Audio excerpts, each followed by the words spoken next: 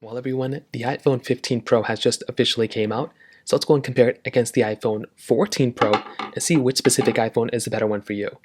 Now, you probably can't even tell which one's which. You probably could if you watched some of my previous videos. This is the 15 Pro, this is the 14 Pro. I actually did not use the 14 Pro last year. I probably should have, but I skipped this iPhone. First iPhone I've skipped in a long amount of time. I just continue using my 13 Pro, even though I own this phone. The 15 Pro, though, I do plan on using, but some of the drop tests and stuff are scaring me to actually probably keep my 14 Pro. I actually don't know. But if you want to pick up some iPhones I would recommend buying this year, links will be down in the description. You can get them from there. You can help support the channel at the same time. Now, starting off with the outside, you can actually tell that there are some, there's some slight differences on the body, but it's actually a pretty big design change this year. The 14 Pro, I felt like looked pretty good last year. You know, it had a pretty good display, 6.1-inch Super Retina extra OLED display, 120 Hz, looks very beautiful, looks very sharp, and it's a pretty good looking panel nonetheless. Now, Dynamic Island, first iPhone to bring it, and it's a pretty good looking device. The 15 Pro now, it's the same type of panel as far as I can tell. Maybe it's a little bit better here and there. Same Dynamic Island size as far as I can tell. I don't think it's changed. It's pretty much the same exact size.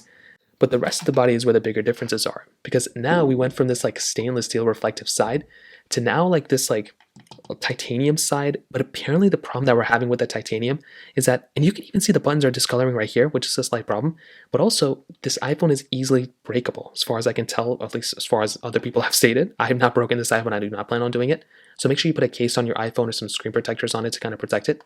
But there's also a slight change in the curvature. It's like more curvier than the iPhone 14 Pro, which is actually kind of cool. I actually do like that. The biggest design change everyone's like freaking out about is with USB-C on the bottom. So I think that's a cool thing. You know, I think that's awesome if you're into it. I plan on using USB-C, obviously, but it is actually really nice that you have that type of capability now.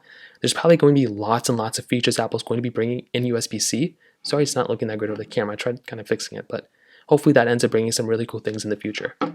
Now on the back, you're also getting some cool changes here as well. So again, frosted glass backs on both.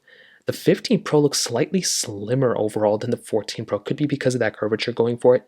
Triple camera setups on the back, LiDAR sensor right here, MagSafe capability. Pretty much everything is very similar from that perspective.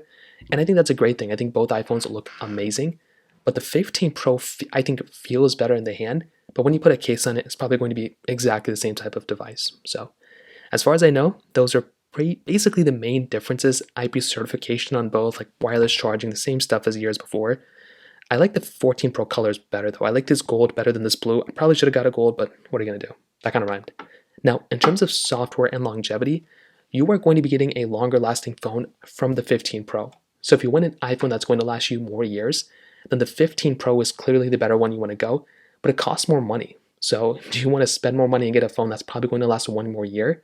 Or do you want to save some money or already keep your iPhone that's going to probably stay in the same amount of years? Like you could, like if you have a 14 Pro, you could easily skip the 15 Pro and just get the 16 or 17 in the future and not really feel like you're missing out too much. But that USB-C is going to be something people are going to talk about a lot. So if you get jealous easily, then you probably will be wanting to upgrade to the 15 Pro because of USB-C. I don't think it's that crazy big of a feature, and I feel like the 16 Pro is going to bring some wireless charging, reverse wireless charging, so you can just wait for that. But at that point, just buy a Samsung Galaxy S23 because that already has reverse wireless charging. So let's go and do a speed comparison between both these phones.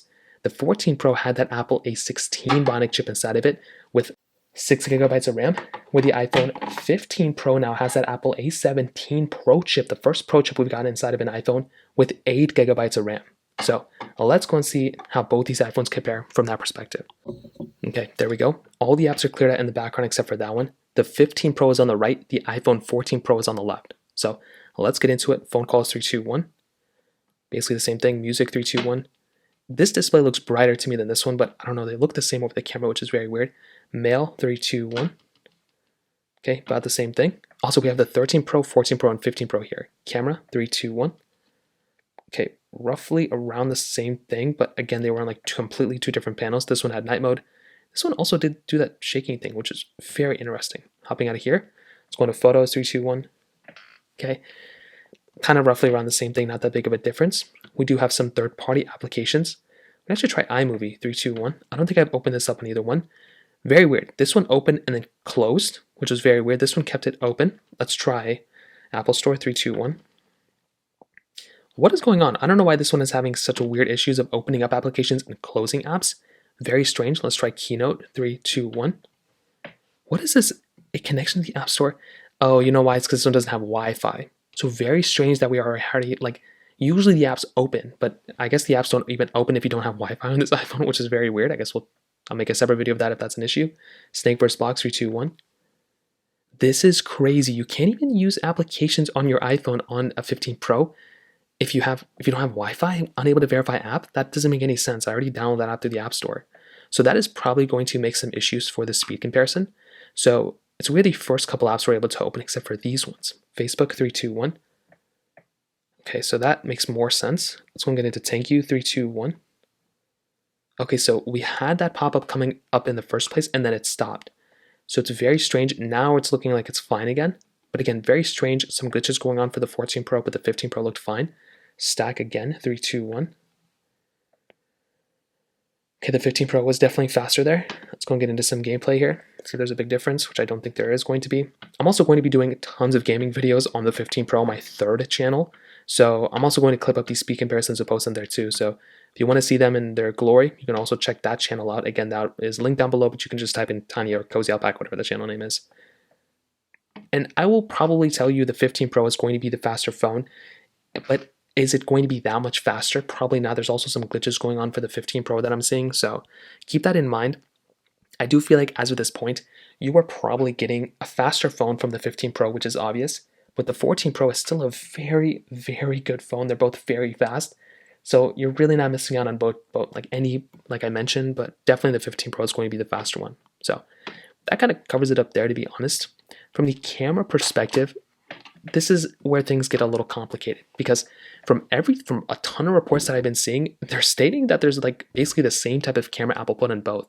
Now, clearly the camera is probably going to be better here by a little bit because of that chipset, but the same megapixel count, the same ultra-wide wide-angle lenses, the same LiDAR sensor, the same 4K at 60 on the front and the back, lots and lots of overlap between both these cameras. And from all the spec sheets I've seen, they kind of look like the same type of camera.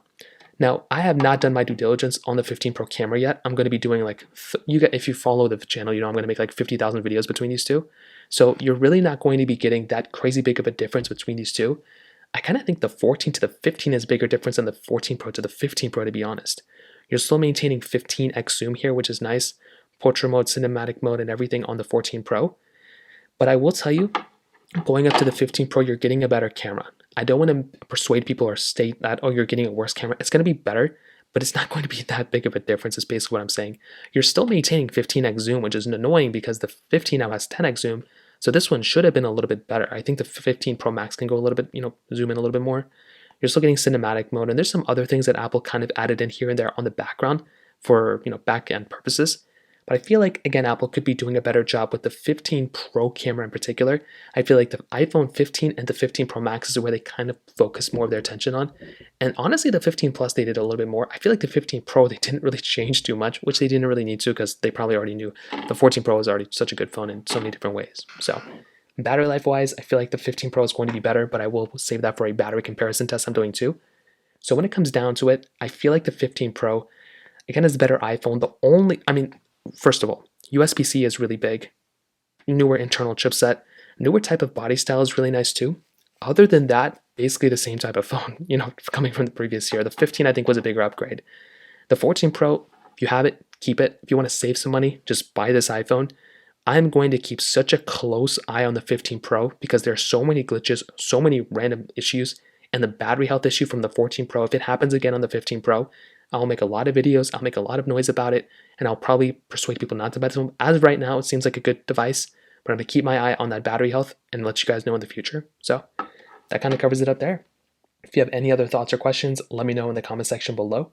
Hit the like button, not me so much, but definitely hit that subscribe button.